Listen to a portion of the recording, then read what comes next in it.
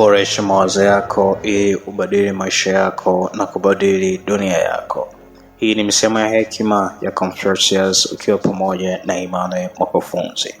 Confucius alikuwa mwanafalsafa wa Kichina. Alizaliwa tarehe 28 Septemba mwaka 551 kabla ya Yesu Kristo na alifariki mwaka 479 kabla ya Kristo akiwa na umri wa miaka 72. Anachukuliwa kama mmoja wa watu wa kipekee katika historia ya binadamu. Mafundisho yake yamepata mizizi kiasi kwamba inasemekana kuwa ndiyo yaliyojenga utamaduni wa Asia Mashariki hadi leo hii yanaendelea kuathiri jamii. Maneno yake ya hekima ya hali ya juu ndiyo yamemfanya kuwa mtu wa kipekee katika historia ya binadamu.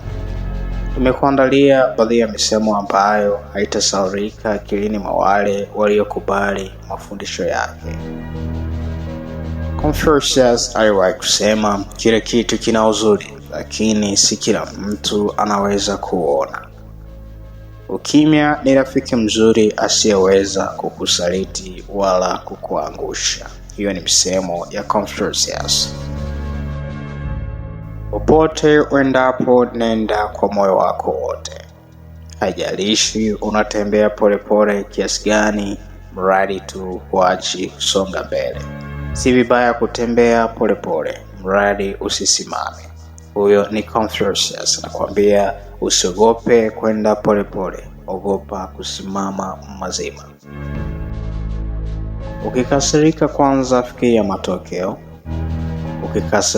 Fikiria matokeo, usikurupuke kufanya maamuzi. Kabla ya kwanza njia ya kulipiza kisasi, kwanza chimba makaburi mawili. Huyo ni Confucius. Anakuambia jiheshimu mwenyewe na wengine watakuheshimu. Heshima yetu si katika kutokushindwa, bali ni katika kuamka kila tunapoanguka. Huyo ni Confucius. Shida si kuanguka, bali kushindwa kuamka unapoanguka ndiko kuna tatizo.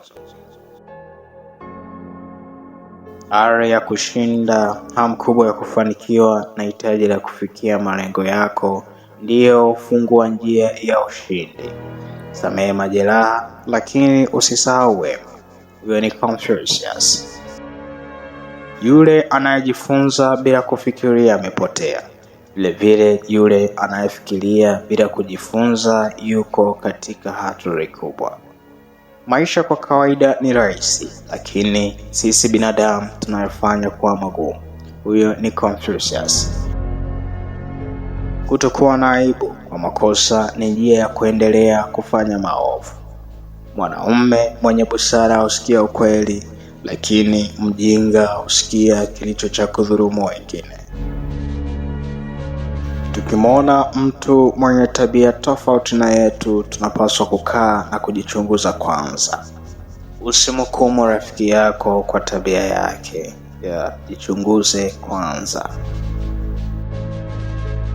Chagua kazi unayoipenda, vinginevyo hutaona kama umefanya kazi hata siku moja katika maisha yako.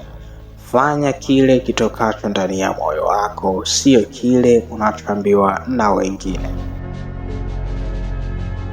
Ni rahisi kuchukia, lakini kupenda ni vigumu. Hivyo ndivyo mambo yote yalivyo. Vitu vizuri vyote kuvipata ni vigumu, wakati mabaya kuyapata ni rahisi. Hayo ni maneno ya Confucius. Usipohisi heshima, ni nini kingine kitakachowatofautisha watu na wanyama? Confucius anauliza swali. Mtu anayeuliza swali ni mpumbavu kwa dakika moja tu, lakini mtu ambaye haulizi swali ni mpumbavu kwa maisha yake yote.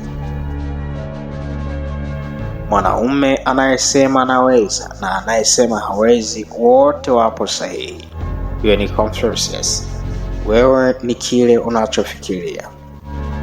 Watu wote ni sawa, tabia zao tu ndio zinazotofautiana. Tuna maisha mawili, na maisha ya pili huanza tunapotambua kuwa tuna moja tu. Huyo ni Confucius. Usiwatendee wengine kile usichopenda kutendewa wewe. Ukifanya kosa bila kulikosoa, hiyo ndiyo inaitwa kosa. Tatizo si kufanya kosa, tatizo ni kurudia kosa. Fanya wema kwa upole, lakini usitegemee kupokea wema. Tenda wema uende zako. Ni Confucius. Mwanaume anayehamisha mlima huanza kwa kuondoa mawe madogo madogo. Nililala na nikaota maisha ni mazuri. Nilipoamka nikagundua kuwa maisha ni jukumu. Confucius anakuambia nililala nikaota maisha ni mazuri. Nilipoamka nikagundua kuwa maisha ni jukumu. Kama hatujui maisha, tunawezaje kutambua kifo? Swali la Confucius. Kama wewe ndiye mtu mwerevu zaidi chumbani, basi upo kwenye chumba kisicho sahihi. Mwanaume mwenye busara hujiumiza mwenyewe, lakini mjinga huumiza wengine. Kuna vitu vitatu ambavyo haviwezi kufichika kwa muda mrefu: jua, mwezi na ukweli. Confucius anasema kuna vitu vitatu ambavyo haviwezi kufichika kwa muda mrefu: ni jua, mwezi na ukweli. Hawezi kuficha vingine, lakini hivyo vitu vitatu huwezi kuvificha milele. Mwanaume ambaye anazidi wengine ni mkarimu kwa maneno yake, lakini pia matendo yake ni ya kipekee.